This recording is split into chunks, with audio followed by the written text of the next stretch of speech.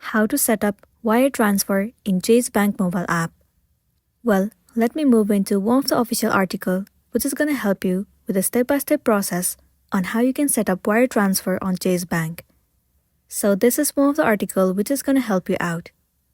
So the very first step you want to do is to head over to your application Chase Mobile Bank and then enter your login credential as in your username and the password. Once you have logged into your account, head over to Pay and Transfer in bottom menu. Choose Wires and Global Transfers. After that, you have to read the terms and conditions. Mark the checkbox to accept and tap Next. Once done, choose your checking account and then click on Next. Once you have completed all the steps, your wire transfers will be activated successfully. After that, you will be able to send a wire in the US or internationally. So that's the wrap for this video. If it was helpful, give it a like and check out our next tutorial. Thank you.